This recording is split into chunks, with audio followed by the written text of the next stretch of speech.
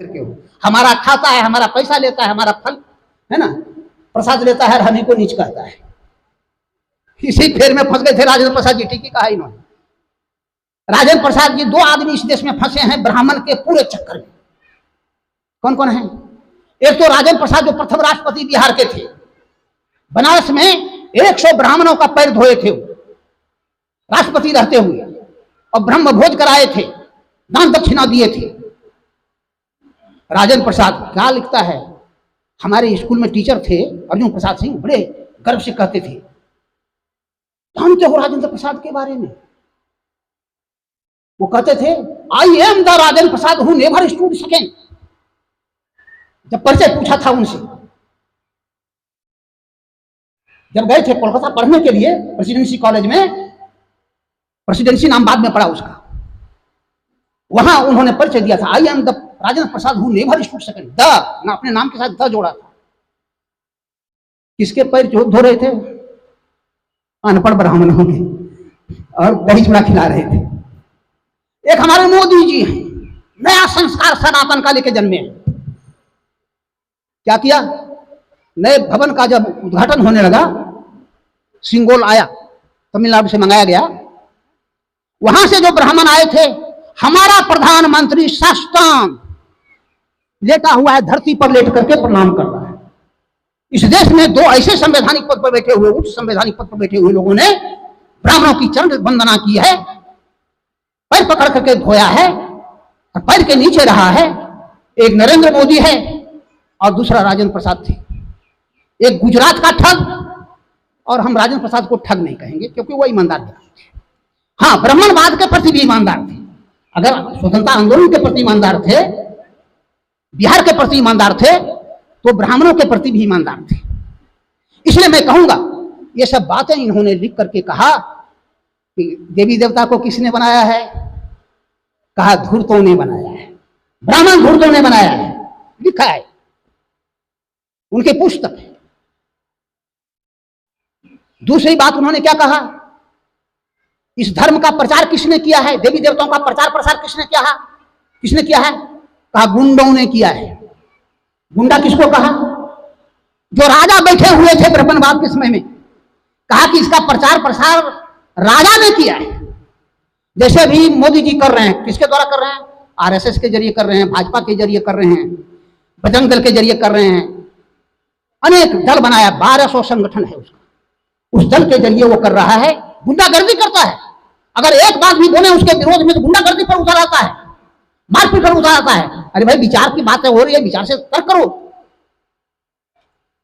तर्क नहीं करेगा, लेकिन मारपीट पर, दंगा पर उतर आएगा। अगर मुसलमान बोलते तो दंगा, अगर हम लोग बोल दें तो मारपीट, अपमान, जाति अपमान, सब कुछ हमारे साथ। बातें हम क्या कर रहे होते हैं? विज्ञान की बातें कर रहे होते हैं, तर्क की बातें कर रहे होते हैं, हम प्रयोग की बातें कर रहे होते हैं। आज के आधुनिक युग की विशेषता क्या है? हमारे पढ़े लिखे लोग बोले, आज के पूरे दुनिया में आधुनिक युग का मतलब है वैज्ञानिक युग, जहां तर्क है, जहां बुद्धि है, जहां प्रयोग है, जहां निष्कर्ष है, जो इससे स्थापित ज्ञान हो, उसी को सत्य कहते हैं, उसी को सत्य कहते हैं। यह पहली विशेषता। और दूसरी विशेषता क्या है? दूसरी विशेषता है लोकतंत्र। पूरी दुनिया में लोकतंत्र आधुनिक युग का परिचायक है।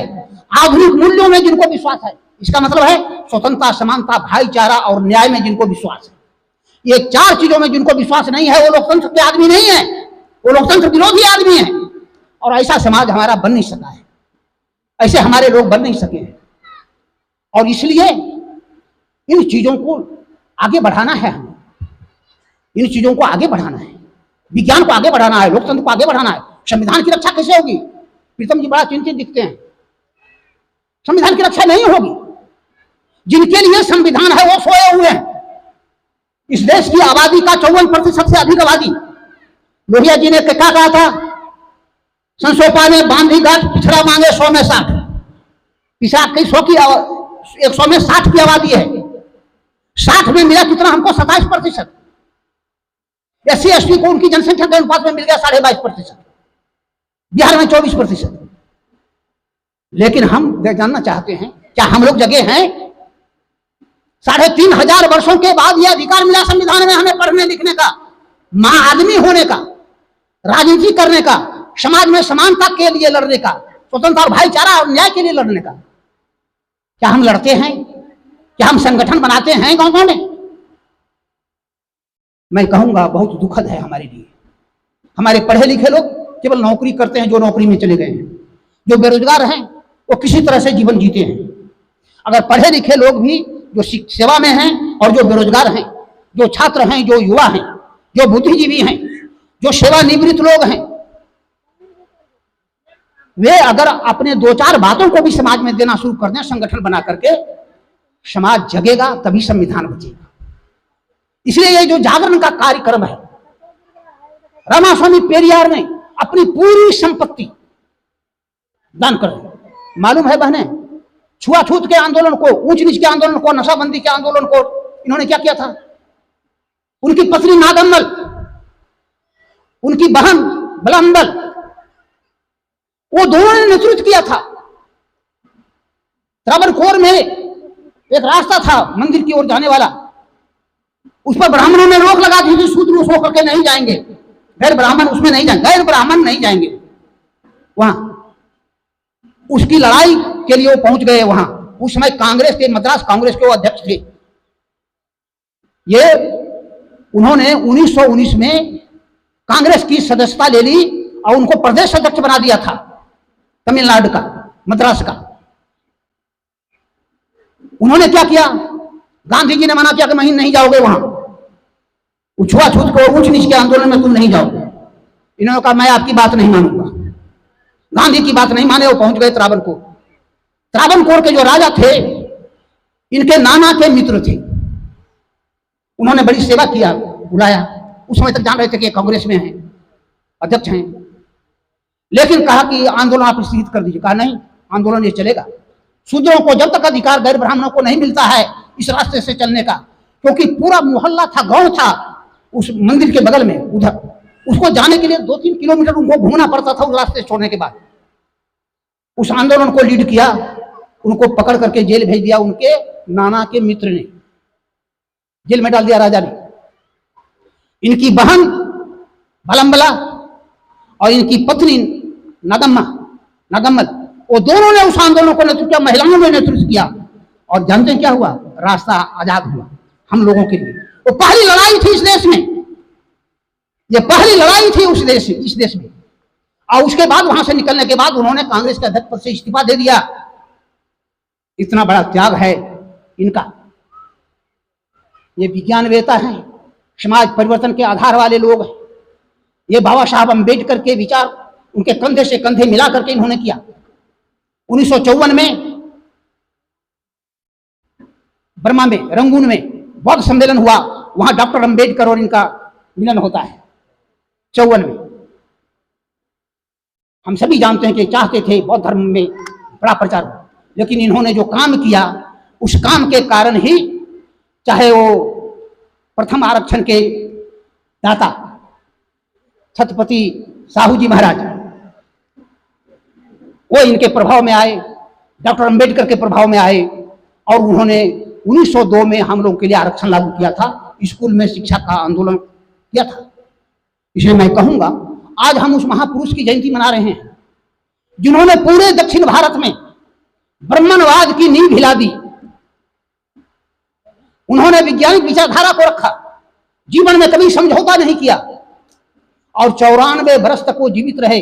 1973 में 24 दिसंबर को उनका निधन हुआ, परिनिर्वाण हुआ। हम उनको उनके पुण्यतिथि पर, परिवान दिवस पर नमन करते हैं। आज उनका जन्म दिवस है, जयंती दिवस है। इस अवसर पर उनको नमन करते हैं, श्रद्धांजलि करते हैं। ज़्यादा वक्त हो रहा है और भी साथी कुछ लोग बोलेंगे। एक्चुअली आज थोड़ा गलत हो गया, मुझे पहले बुला लिया आपने, तो मुझे लगता है क्या कि कोई बात नहीं। अगर हम सीखना चाहते हैं, हमारे सीखने के लिए तीसरी क्लास, ये बहाना नहीं चलेगा हम पढ़े लिखे नहीं। तीसरी क्लास भी जिसने पास नहीं किया वो हमारे महान पुरुष हैं, भारत के राष्ट्र निर्माता है, भारत के संविधान के आधार देने वाले हैं और संवैधानिक प्रावधानों को लागू करने वाले हैं। मालूम है क्या हुआ? अंतिम बात मैं देख करके समाप्त करूंगा। 1950 में जब संविधान लागू हुआ, पिछड़े वर्ग के लिए आरक्षण लागू नहीं हुआ। हम सभी जानते हैं 26 जनवरी 1950 को संविधान लागू हुआ।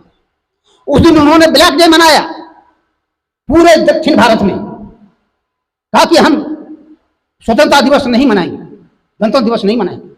क्यों? ताकि इस देश की आधी आबादी को ही संवैधानिक अधिकार नहीं मिल पाया है। डॉक्टर अंबेडकर ने दिया है, संविधान में दिया है 340 में हमारे लिखा है प्रावधान, लेकिन वो लागू नहीं हुआ आज तक। पहले घोषणा करो, ओबीसी के लिए आरक्षण की घोषणा करो पहले, तब हम संविधान को मानेंगे। और उसके बाद भारत के संविधान में पहला संशोधन जो हुआ था हमारे मान्यवर महापुरुष के कारण, इनके कारण, वो 15 के 4 में, अनुच्छेद 15 के 4 में जो शिक्षा पाने का अधिकार हमको मिला है, सभी संस्थानों में प्रवेश का अधिकार, समानता का अधिकार मिला है, स्वतंत्रता का अधिकार मिला है, उसमें 15 का 4 उस समय जोड़ा गया। उसी संशोधन में 1, 2, 3, 4 जोड़ा गया, जिसके कारण कि हमारे ओबीसी भाइयों को पूरे दक्षिण भारत में 69% शिक्षा में आरक्षण मिला। सेवाओं में भी 69% आरक्षण है वहां, नौकरियों में। और हम कितना में हैं? 49% में। पहुंचे कितने हैं 49% में? 33%। ओबीसी का आरक्षण लागू हुआ राष्ट्र के स्तर पर 1993 में क्रीमी लेयर के साथ। अभी तक पहुंचे कितना है नौकरी में? 13%। कहां गई वो नौकरियां? पेरियार हमारे लिए जिंदा है, डॉक्टर अंबेडकर हमारे लिए जिंदा है, छत्रपति साहू जी महाराज जिंदा है हमारे लिए, ललित सिंह यादव, जगदेव बाबू हमारे लिए जिंदा है, कर्पूरी ठाकुर हमारे लिए जिंदा है। उनके विचारों को हम गांव गांव तक में, परिवार परिवार तक में ले जाएं और भारत को वास्तव में स्वतंत्र और आजाद बना दें। हम लोग जब आजाद होंगे, हमारे लोग जब आजाद होंगे, तब भारत आजाद होगा। सही आजादी तब होगी जो भगत सिंह और बाबा साहब ने सपना देखा था। इसलिए मैं कहूंगा कि आज उनके जयंती के अवसर पर, 144वें जयंती के अवसर पर उनको नमन करते हुए अपनी बात मैं समाप्त करना चाहता हूं। जय पेरियार, जय भीम, जय संविधान। जय पेरियार, जय भीम, जय संविधान। जय पेरियार, जय भीम, जय संविधान। धन्यवाद।